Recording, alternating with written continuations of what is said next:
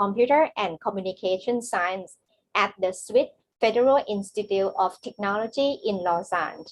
And at about 3:40, you will meet our theme-based speaker, Dr. Baltasar Fernandez Menjon, the leader of the e-learning research group EUCM at the Complutense University of Madrid. Ladies and gentlemen, without further ado, may I invite Professor Sahana Murthy to introduce the keynote speaker. Please welcome. Thank you very much. It's a pleasure to be here, and it's a real pleasure to introduce today's keynote speaker. So when I spoke with him 10 minutes ago, my first question to him is, how do I pronounce your last name? And he said, do your best. So that's what I'm going to do. Today's keynote speech is by Professor Pierre DILLENBOURG, which is halfway as good as what he said. So we welcome you to ICC 2021 as the keynote speaker. Professor DILLENBOURG has been a former teacher in elementary school. He graduated in educational sciences. He started research on learning technologies very, very early on, in the 1980s. And he's been one of the pioneers to apply machine learning to develop a self-improving teaching system. He obtained a PhD in computer science from the University of Lancaster in UK. And he's been with the EPFL in Switzerland since 2002. At EPFL, he's been director of the Center for Research and Support on Learning and its Technologies, then academic director of the Center for Digital Education, which implements MOOCs of EPFL. It has several million registrations. He is now full professor in learning technologies in the School of Computer and Communication Sciences and the head of Chili Lab, Computer-Human Interaction for Learning and Instruction. He also is the director of the leading house Dual team, which develops technologies for dual vocational educational systems, such as carpenters and florists. He, along with his EPFL colleagues, he launched the Swiss EdTech Collider, an incubator with 80 startups in learning technologies. He's co-founded 4 startups, does consultancy, on the board of several institutions.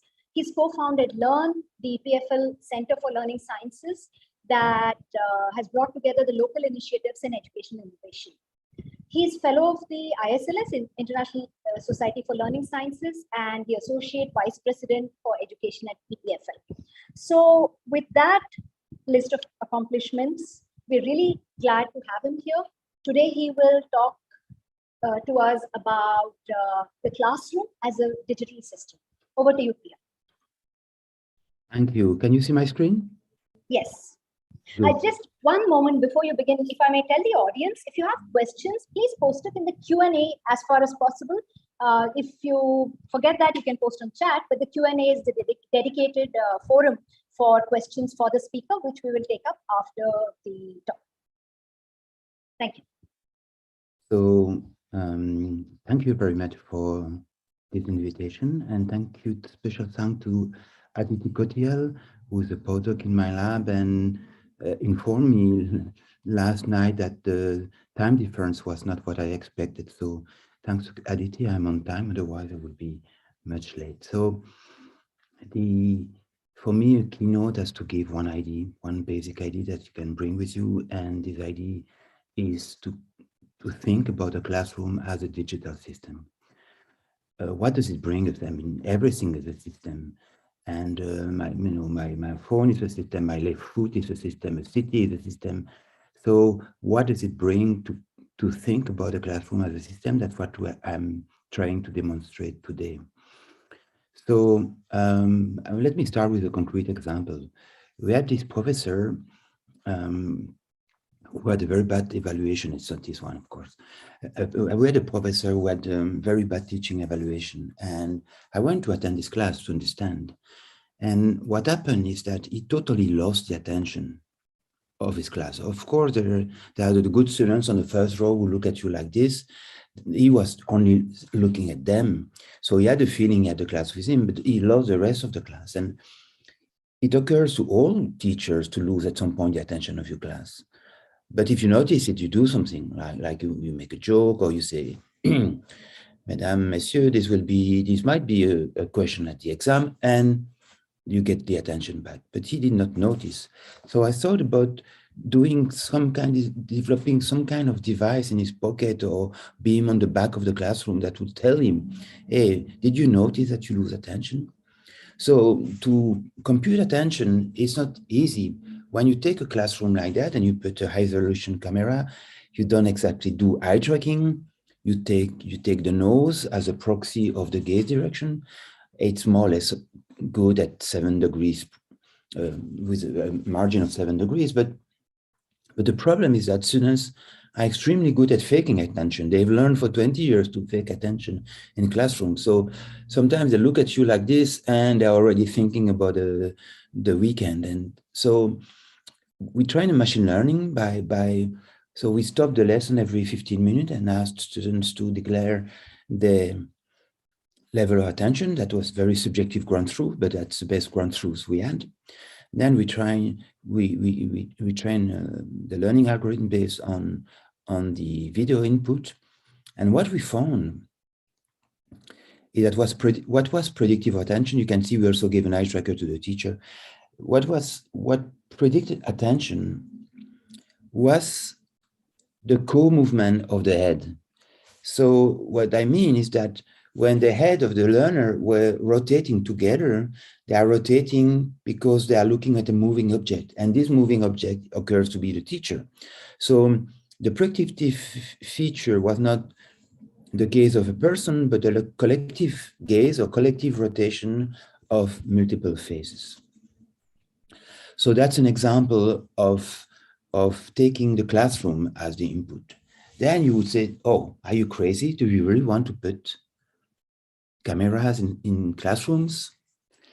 Honestly, after that, we stopped putting cameras. We could do cameras that take no picture, that only capture the co-rotation of the head. But as soon as you bring cameras in classroom, even if your attention are ethically perfect, you don't know what others might do. So, and the second thing is that Pierre, as you go really to improve lectures, we know that to increase lecturing time, we know lecturing is not a very effective pedagogical method. So should you instead encourage them to teach less or do more constructivist activities?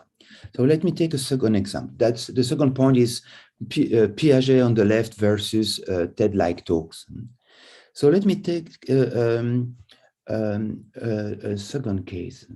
This is a classroom of physics. You have the 2 hours lecture and then 2 hours exercise session. This is Physics 101. We take the best students of the country, and still half of them will fail Physics 101. So we wanted to understand what's going on during the exercise session, the recitation section, if you want.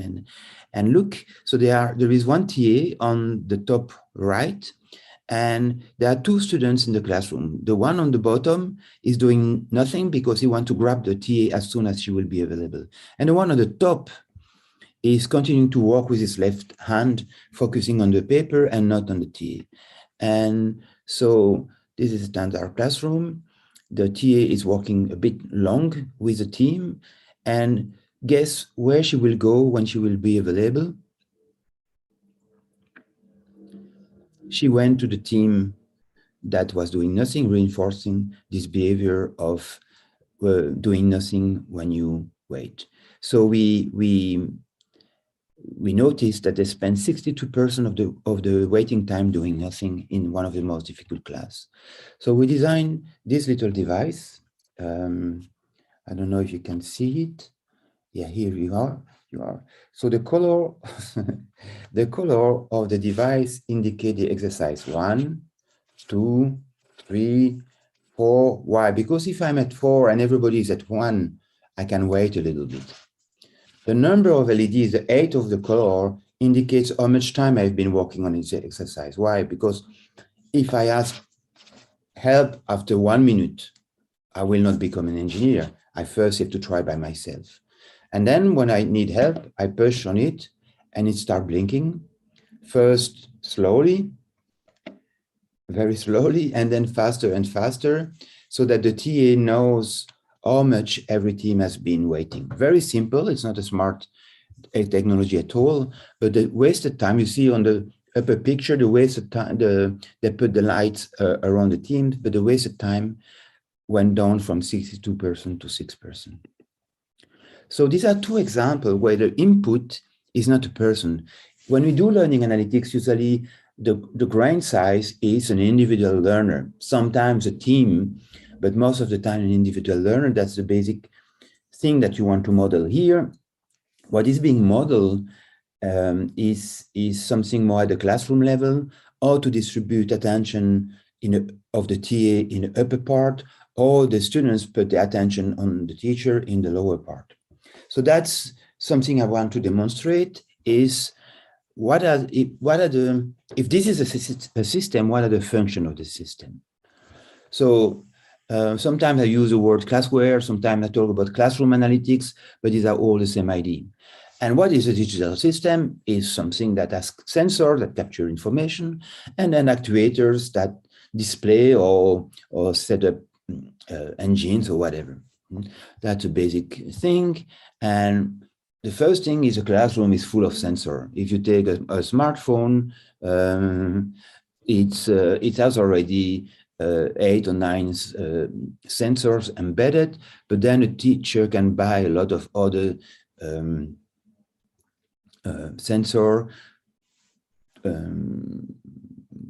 Today there is the carbon dioxide sensor that are very popular due to the pandemic.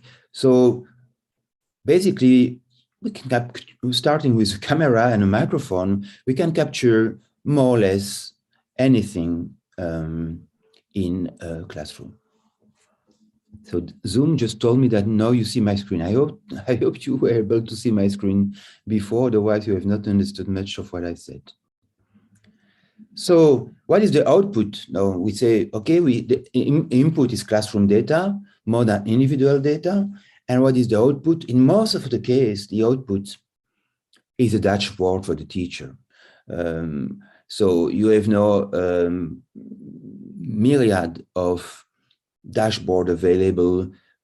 Some of them are standard dashboard in basic application. It's getting now, it became a kind of must-have in any application, so that teachers have a global picture of the progress of the students in his classroom. And some of them, these one are quite nice. Some of them, I think I've seen in learning analytics, are just unbearable for teachers. You know, you are there in the classroom, you have to manage a class, you must have something extremely light. So the basic idea is very simple. You capture classroom data, you display them in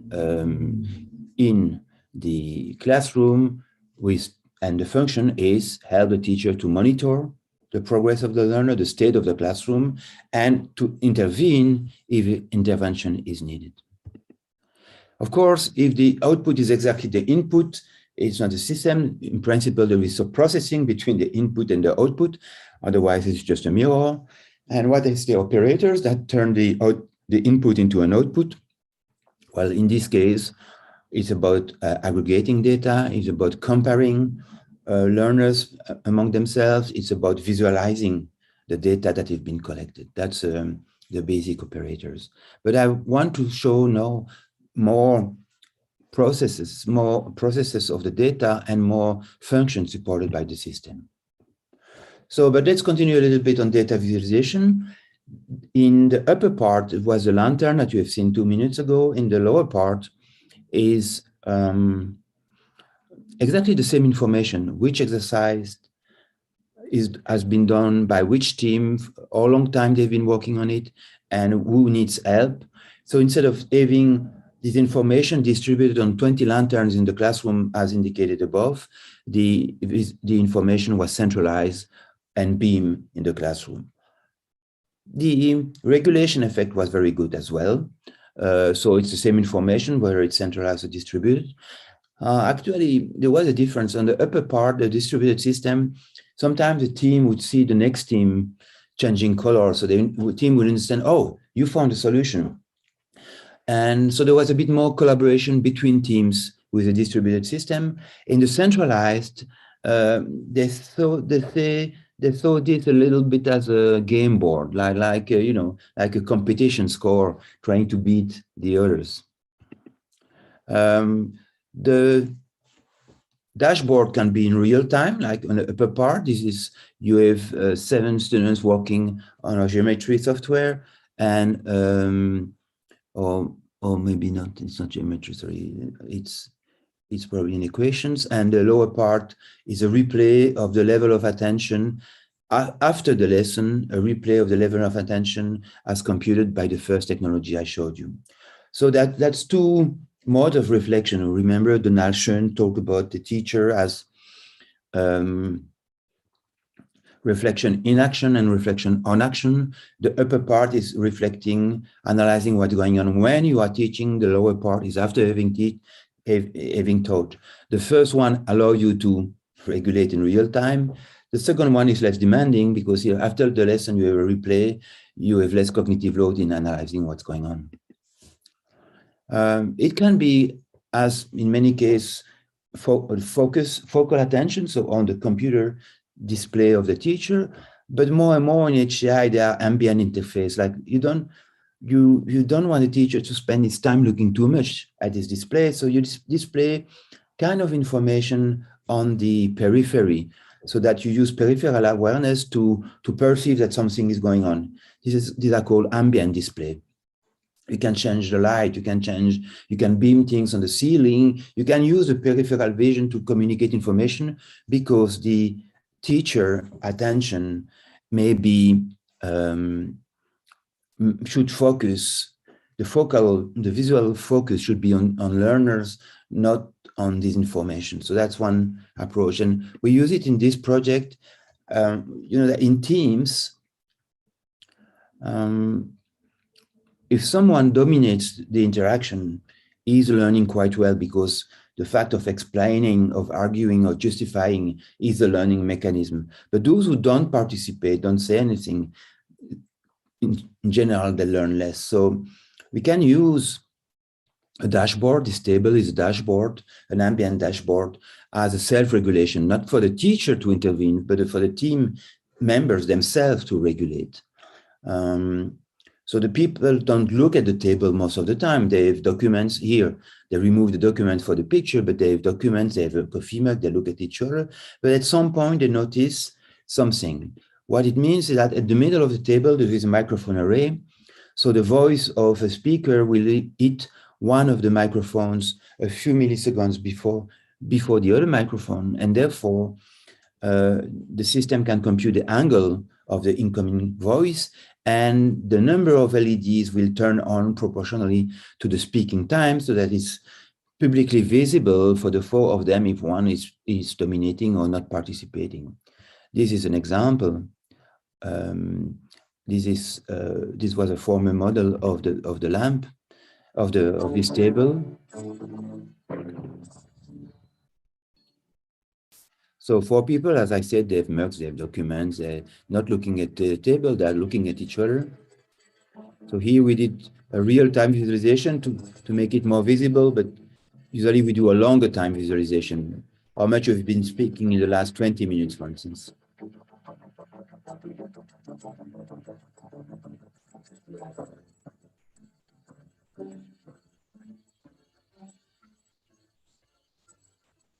So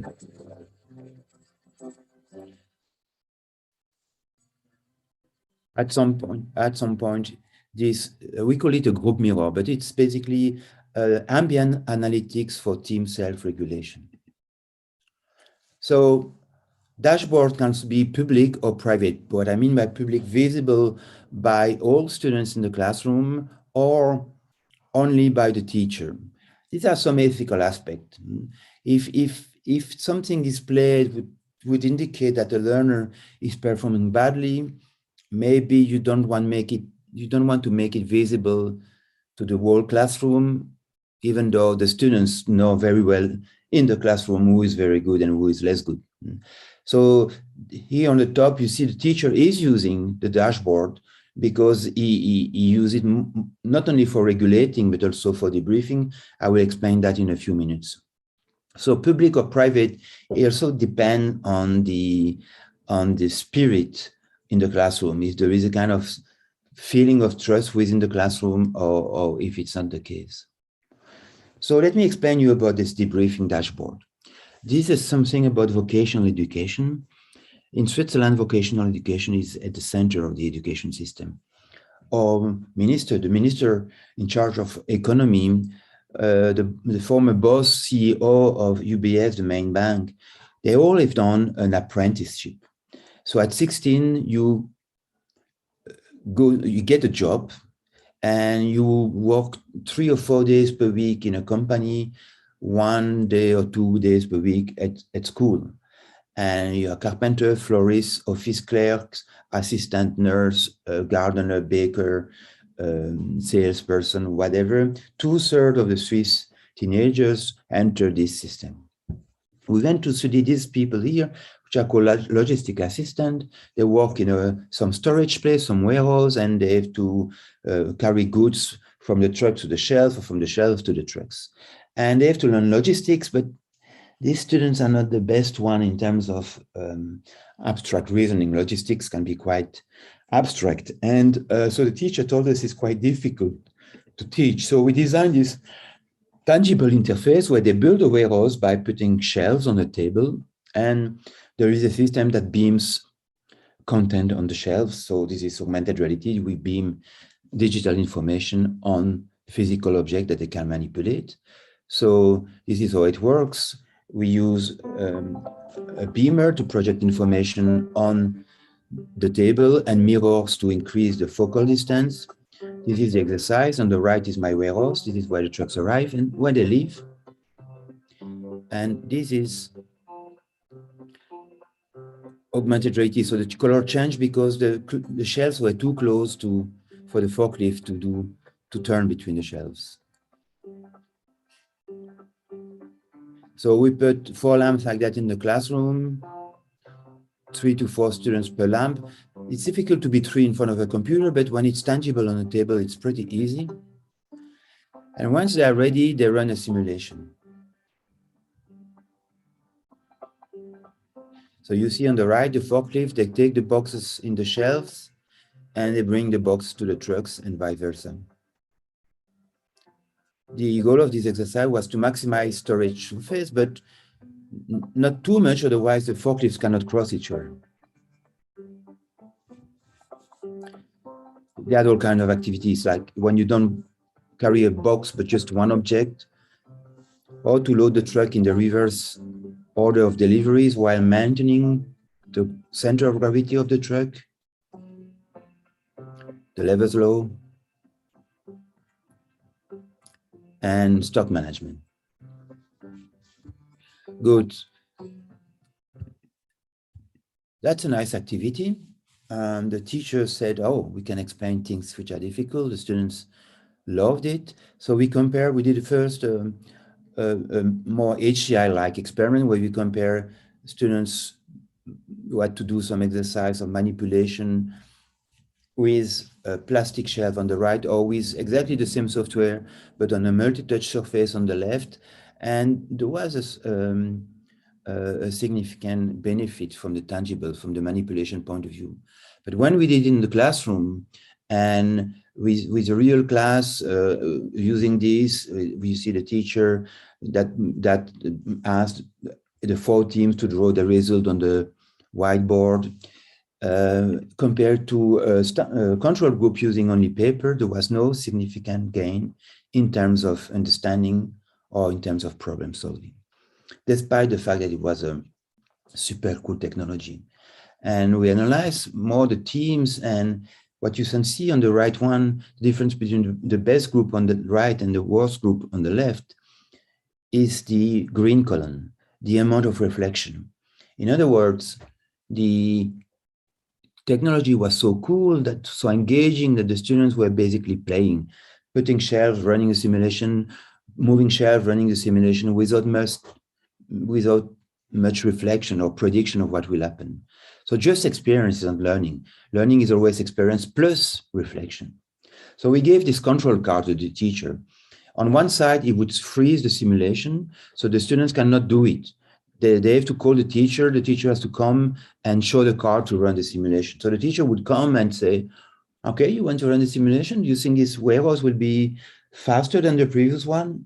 And the students would say, well, we don't know. So the teacher would say, well, make your hypothesis and call me when you have an idea. And then if they would say, yes, the teacher would say, well, explain why it will be faster. So forcing reflection and prediction. And you see here exactly the teacher that you showed before using this dashboard. I said it's used for debriefing. So he can, for instance, pick. So on the top, you have the horizontally, the 4 teams. Each of them have designed 5 to 6 warehouses and run 5 or 6 times the simulation. So the dashboard has 2 functions. What you see, the zoom on the top is the yellow to red color indicates the amount of manipulation performed on the table. So red, it means they are moving shelf all the time. Green, it means that they've stopped moving them. So red means, oh, these people are tinkering. They're not thinking, they're just playing. So that's the monitoring function of dashboard that I mentioned at the beginning. The bottom one, you can select on the top 2 arrows and compare them in terms of time. You see temps palette at the bottom, time of the simulation, that's and the surface on the top.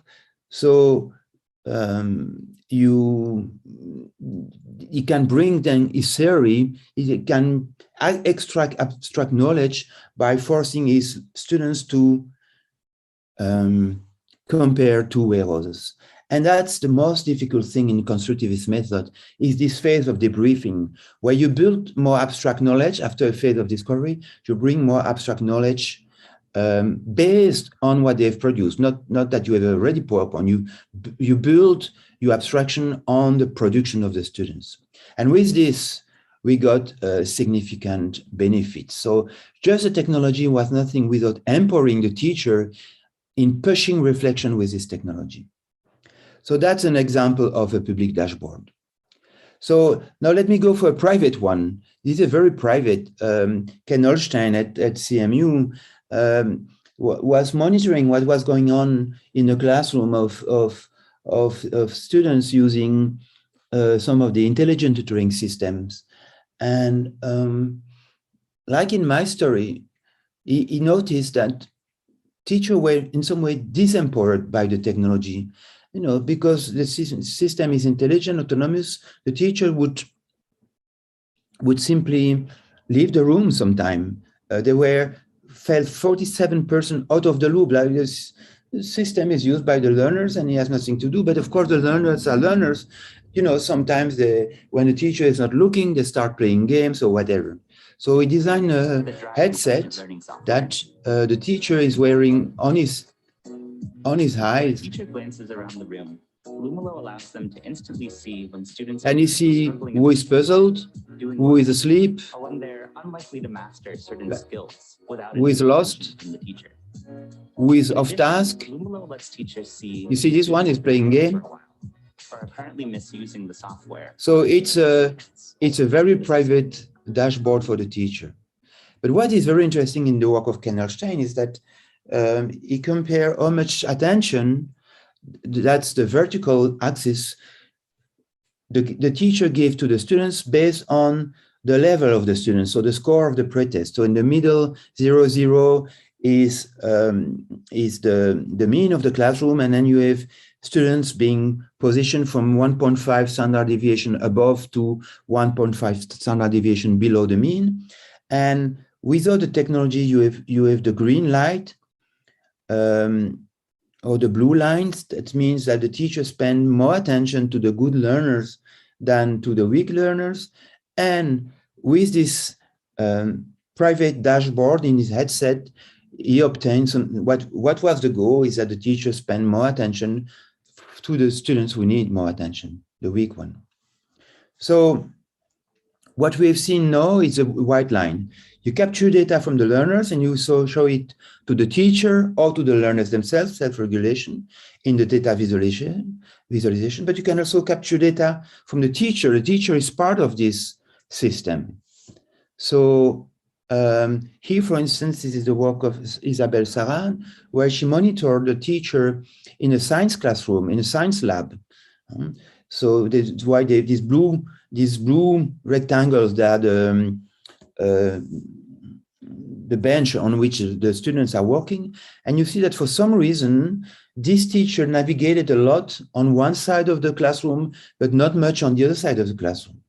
There may be an explanation. This dashboard do not tell you the explanation. They just tell you what it is. Like you mirror in the morning, it tells you it does not tell you if you are beautiful or not. It just tell you, oh, you forgot to shave or something like that.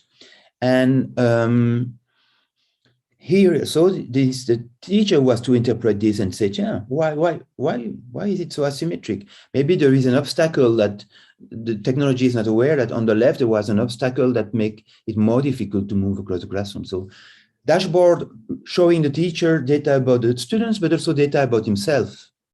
That's another one where we did, where, to whom did the teacher pay more attention? Here again, a strong asymmetry. And that's something quite embarrassing. If the teacher neglects some part of the classroom, these students are less keen to learn. That's another one where we gave precisely to capture teacher data. We gave an eye tracker to the teacher. We put sensors in his pocket. We did a lot of things. And we tried to apply machine learning to extract his activity. So this is the lesson as a teacher unfolds. So some of the activity was with the whole class, some only with groups. That's what happened in the class. And this is what has been extracted by the machine learning. You see, it's quite good actually in predicting. It's not perfect, far from perfect. Quite good at predicting at extracting automatically the activities by having sensors on the teacher. Of course, putting sensors on teachers, Ken Olsen himself, as this paper called "My Teacher is a Cyborg." I would not lie. I've been teaching with an eye tracker on me. It's not fun. So I would not like to teach with a headset, but with a head-mounted device. But we can do research. So you would say, but you are really crazy. No, we can make very light things. In research, sometimes we make heavy things like putting an eye tracker on teachers, but then you can have proxies. Once you have trained the system, you can have proxies that makes it technology less annoying. But I come back on the question of, should we lecture better or less? And I take another example for that from vocational education, carpenters. Carpenters have to learn statics, the propagation of forces in the beam of a roof. And but they're not mathematicians, they're not civil engineers. They have only 3 hours. So the carpentry teacher said, could you teach statics intuitively? And so we designed this technology, augmented reality again, where the student will see the forces in the beam of the roof. Blue is when they are in extension and red in compression. So this is Lorenzo Lucignano is capturing the beams of the beam structure of the roof, and then it will make a mock-up and work with a mock-up. Here it's not augmented reality by beaming, but by see-through. So the augmentation come by looking at a physical object through your tablet. Here it is. It will zoom in a minute. So what the learner will be able is to put loads on the roof, like there is more snow on the north and on the south, but the solar panels, you don't put them on the north, you put them on the south. So these things can disequilibrate the structure in one way or another. So there is putting a load, and now you will see, I hope you can see that the left top beam has 23% compression versus 17 only for the right one. And then if you say, okay, but I have to put more weight on my roof because I want to have a water tank, for instance, then you can decide to buy a more expensive wood or something, or to put larger beams. So let me tell you something. This is great. This was a nice augmented reality thing. But no students will learn static by playing 20, 50, 60, or 200 minutes with this software. Piaget was not talking about constructing this kind of knowledge. He was talking about the self-construction of basic scheme like the persistency of objects, not about something as complex as the law of statics. So what is good for this technology is that there is a time for telling. It means that if students have been playing with this technology for a while, then they did not say, Eureka. They didn't say, wow, I found it. No, but they probably did not succeed to find something, but they kind of ask themselves questions, face some difficulties, add partial ideas that then when a teacher will lecture, then what the teacher would tell them makes sense, has meaning. Before, if the teacher would tell before, they would understand the words, but not the same meaning as if you have tried and you have failed. So as Dan Schwartz put it and John Bransford put it, there is a time for telling. It's quite effective after an exploration phase, then to give instruction. You are probably familiar with the work of Manu Kapu, who wanted to teach standard deviation. So he gave them the annual goals of 3 soccer players, asked him who is the most consistent, and he let students draw all kinds of ways. He asked them to find multiple ways to find who is the most consistent. So they use min, max, they use all kinds of schemata to, and then at some point there is instruction. And if you compare, so this approach that he called predictive failure, so exploring, not discovery, exploring and then lecturing versus lecturing first and then exercise, there is no difference in terms of being able to compute the standard deviation, the procedural fluency, but in terms of understanding and in terms of transferring, there is a big difference. These are repeated things. So there is a time for telling. And there, the goal of the dashboard is helping this telling. It means if the lecture has nothing to do with what they have done before, then the meaning making has a lower chance to succeed. It has to be connected into what they have to produce. And that's exactly what happened when the teacher was using this dashboard for debriefing. Okay, I will not show it again. So there is a phase where the upper part of when they explore that the teacher used for monitoring if they explore, and there is a phase, a time for telling where the teacher used the dashboard for supporting the debriefing. And that's another example from my class. I teach HCI, so I wanted them to learn different interaction styles. So I asked them to order 4 train tickets within one interface, command language, with a second one, which is a form, and then drag and drop, and then a graphical one. So they experience themselves ordering 4 train tickets with 16 train tickets with 4 different interfaces, so that they could feel it. And then I asked them to rank this 4 interface in terms of preferences. So I started by a short introduction. I asked them to do these 16 tickets individually. Then I asked them to argue in teams. So there is Ryan and Jenny, and each of them has a different ordering. The system makes automatically pairs of students who have disagreed when they ranked their choice. And then, that's another one where I select people with different opinion, and this is how much they argued online about these things.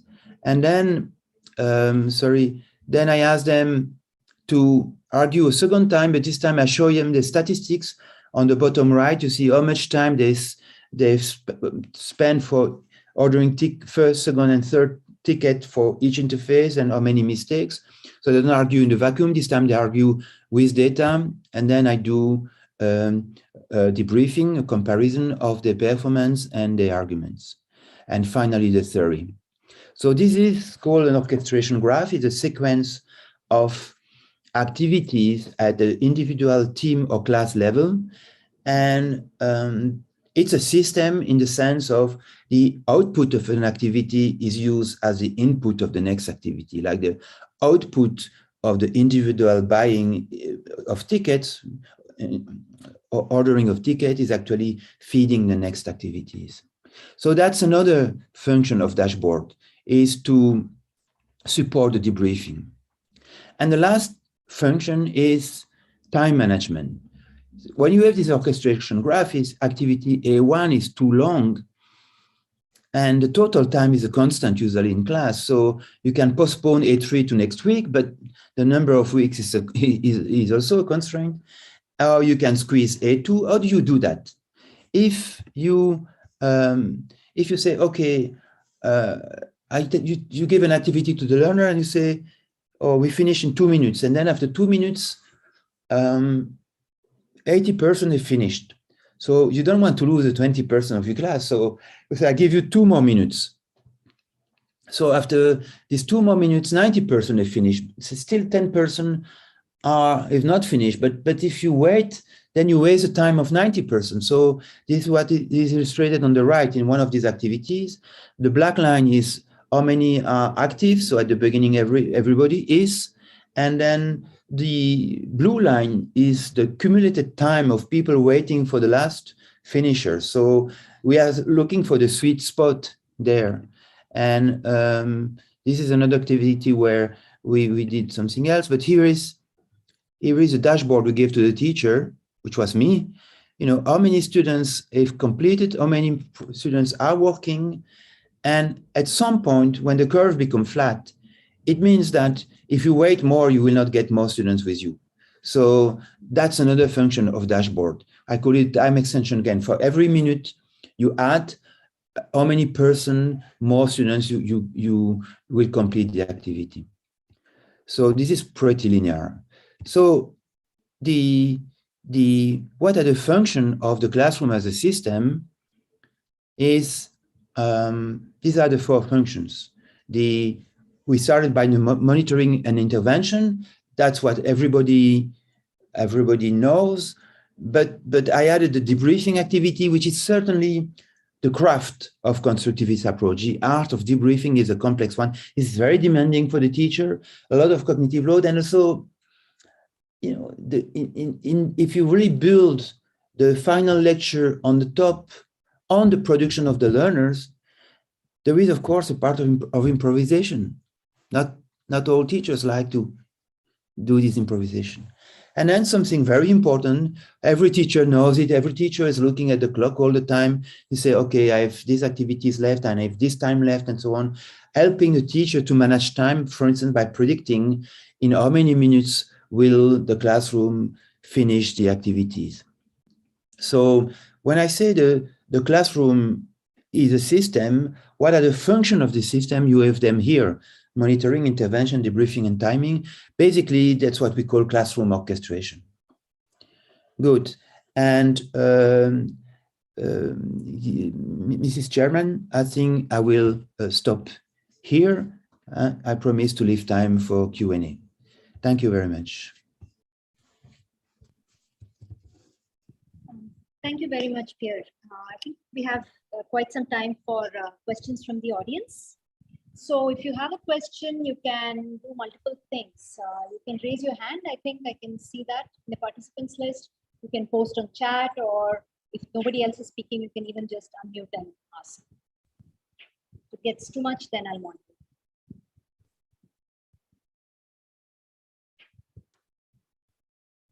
Audience questions. And if I don't see your hand, please feel free to unmute. So far, there's nobody. Oh, yes, there's one question in Q&A. The question is, did the Physics 101 course students' pass rate increase when their wait time for the TA decreased? This is from Jeffrey Cross. I did not check. We did not control that, because we should have controlled many things. And I would say, let's be modest about technology. You know, it in principle, the exercise predict a lot. The fact of doing exercise properly is predictive of the final grade. But you know, there are so many other factors that has an impact on the final grade in the exam, that if I would make an hypothesis, I would be a bit modest about it. Other audience questions? Actually, I have a question, two questions, but let me start with the first one from the teacher's perspective. So often in a class, especially in a large class, there's a lot happening. The teacher has to be, they're thinking of the content, they're thinking of seeing which student is at which level. And I understand that the dashboards and the give information, but does it ever become an information overload and take the agency away from the teachers to make this decision making? Or how does the teacher handle this influx, yet another information channel? The fact that the teacher will lose agency, I don't think so, because the point of giving him information is it's some kind of prosthesis, if you want. The teacher has his eyes, he can see with his eyes, but he can see a lot of things, but this is an extra tool to provide him with more information to drive the classroom. So losing agency, I don't think so. When I gave the example of the intelligent tutoring system, this system was used as closed loop, so the teacher was not in the loop, he was lost. Now, overwhelming the teacher, overloading the teacher, yes. And that's really the difficulty of designing dashboard.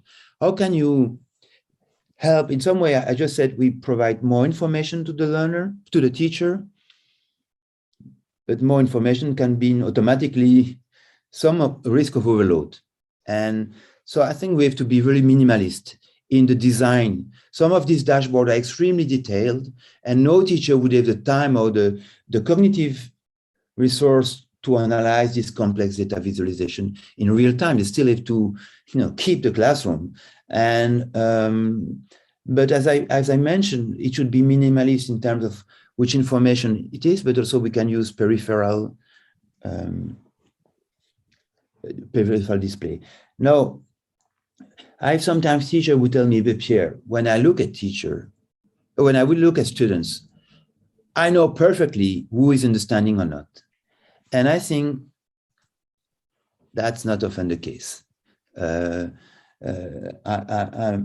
been teaching for 41 years, and quite often at the exam, at the oral exam, I realized that the student who was never listening to me actually is perfect. He was listening, but he was not showing in this.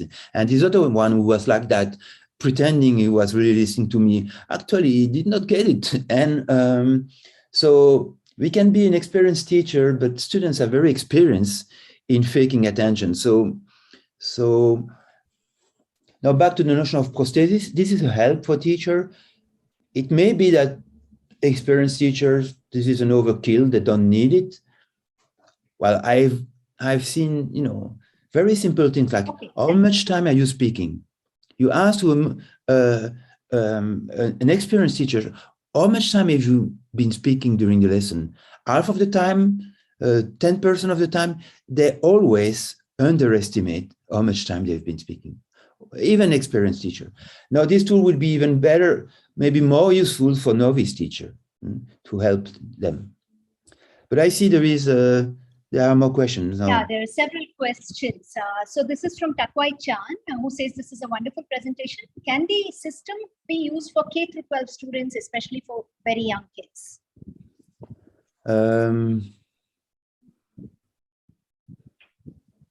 There's some other questions. I don't see this question. This is in the chat. Oh, sorry. Yeah.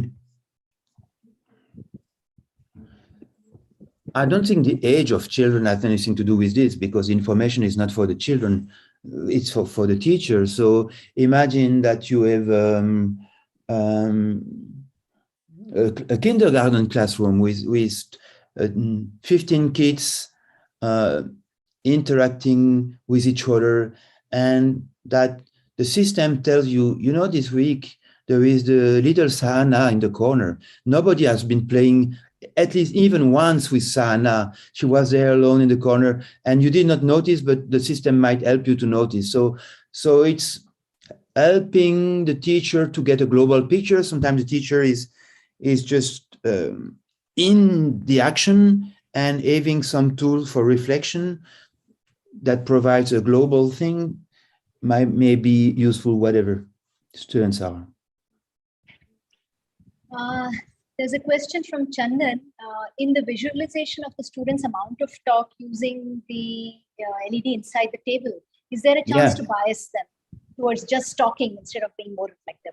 Yeah, of course. So that's the first time that people tell me. I say, hey, what happens if I say blah, blah, blah, blah, blah, blah, blah? So I say, do it. So they say blah, blah, blah, blah, blah, blah, blah, blah. The table become red. And so they understand it's easy to game the table, to game the system, to pretend. But then they have a real meeting. You know, that the goal of the meeting is not to change the color of the table. They have some projects to do, some meetings to have, and quite often they totally forget the table. They are spending time and so on, and up to a moment where one participant says, "Ooh, look at the table," and then they push the documents away. And you know, I remember one. He said, you know, the table was totally red around him. And he said, no, it's not true. I have not been speaking. So yeah, it's not a smart technology. It's a stupid technology, but in some way we like stupid technology. Sometimes I'm a bit fed up of all this smart technology. Here, you speak, it turns on. That's enough. It's a mirror. It's a group mirror. It's an asynchronous group mirror. There's a question from Vishwas Pare. I think he's a student. He's asking, can you please share your thoughts on current challenges for research and shared regulation and collaborative learning, and how can one researcher approach them?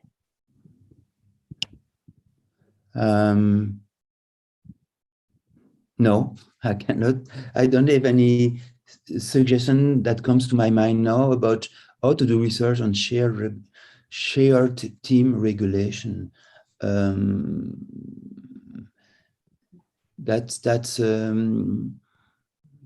very good question. If you take it in a Western perspective, quite often people will talk about the leadership, and leadership is the opposite of shared team regulation. So I would probably play with various kinds of mirror. So various kind of, so the table was one kind of mirroring the process to the team itself. I would play with a variety of ways to mirror information for them, or maybe show them videos of their teamwork and ask them to comment to find creative ways to support this shared regulation. So the reason I'm reading out questions is I'm actually not sure if the audience can see all of it. Perhaps they can, but let me just read it out in any case. There's a question from Paraskevi Topali. To what extent do the parameters of monitoring, intervention, debriefing, and timing work in larger learning contexts like MOOCs? Do you think they're effective in such contexts? And do the MOOC instructors need to consider further aspects for designing their interventions? Absolutely.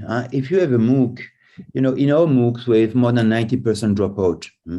So monitoring is very important. Monitoring in the free MOOCs, in the paying MOOCs, it's less than 10%, but in the free MOOCs. So monitoring is, for instance, who is on time, who is submitting the milestone. So that's something very important. So most MOOC platform have this kind of dashboard for monitoring. Monitoring means intervention. So at some point, if you see somebody delayed, like in the Open University of Australia or Distance University, I don't remember the name, where students pay a lot, like thousands of dollars. If some students, if the monitor and some student seems to be out, they call him. They don't even send an email. They call him on his mobile phone. So intervention. Debriefing, timing for sure. If there is a deadline by Tuesday, it's not a question of minutes as in a classroom, it may be a question of days, but if there is a deadline for Tuesday and you need the output, you need their deliverable to be used in the next activity, how can you push all of them to deliver, you know, like if they need to, let's say, to write a one-pager document, and these one-pager documents are the input of the next activity. You really need all of them to deliver on time, and that's more difficult in a MOOC than in a classroom. And finally, the debriefing is a bit more difficult because videos quite often are recorded in advance, but you could imagine that the last video of the MOOC is not recorded in advance. It's only recorded when all the other weeks have been done, and then the teacher built his last lecture on the basis of the production. So yeah, I think all these phases are relevant for large classes. Uyun is asking a question on chat. How quickly can the teacher let me just read that again. How quickly can the teacher get the hand of the dashboard information? I think I don't know what is the question. If the question is, I think a lot of research on dashboard is one weakness, including the research in my lab. We have one weakness, is that when we try something like that, we try it for 1 hour with a teacher, or maybe for 2 hours. And probably that any of the tool that we use, we need probably 20 hours to really appropriate the tool, feel comfortable about how to use, how is the tool useful for me. So being really kind of internalizing partly the tool is probably something that I don't know research on that, long-term studies of dashboard in classrooms. I think there was one hand earlier, but I don't see it anymore. I don't believe there are any other questions on the chat or on Q&A. One last call from the audience. We have another 4 minutes. If you have any questions, I think you can just speak up. From Ulrich Hopper, there's a question. Pierre, could you elaborate on the advantages of lecturing in a classroom as compared to other formats? How about the classroom as theater metaphor? How can the technology specifically support or train the teacher as a performer or actor? Can we learn from theater? Well, thank you, Ulrich. This is not a question. This is 3 questions, and there are 3 minutes left. So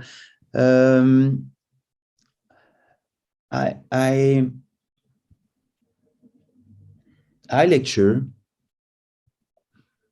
but I always try to first give to my students an activity that will bring them to give meaning to what I say in my lecture. You cannot do that. It's time consuming. You cannot do that with every point of your lecture. Otherwise, it will take ages. So you have to be selective into what are the items in the curriculum that you want them to remember in 10 years. And that's really the items where you would make the constructivist activity, the exploration, during 20 minutes, 30 minutes. And then you have a 20, 30 minutes lecture that come on the key points. And then you bring some other information that you think it's valuable knowledge for the exam, but you are aware that they might not remember it in 10 years. So it's not about, for me, it's not about acting. You are right, Ulrich, I like to make the clown when I lecturing, but not on Zoom, it's not so fun. But that's not the main part. The main part, I think, is at some point they ask themselves some question because they failed. So they ask themselves some question, and a good lecture, it brings the answer to the question they ask themselves. Usually the teacher comes with a question and the answers.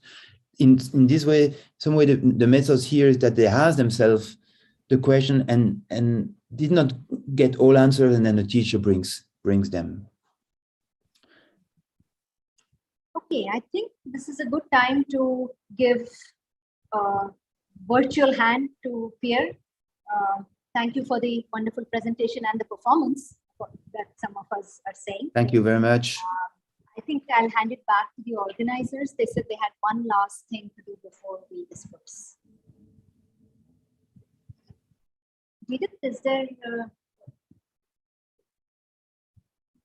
Okay, I think the last thing is that we wanted to present this to you, Pierre, for coming to ICC and giving us this talk. Here is a certificate of appreciation from the conference to you.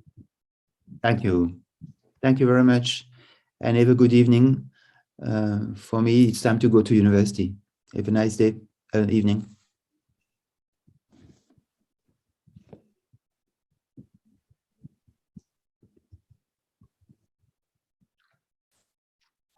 Okay, thank you very much. And I think it is the end with our keynote speaker, right? And at about 3:40, you will meet our debate speaker, Dr. Balthazar Fernandez Merchant. So please come again at 3:40. And thank you very much for this session. See you again at 3:40, everyone. สวัสดีค่ะ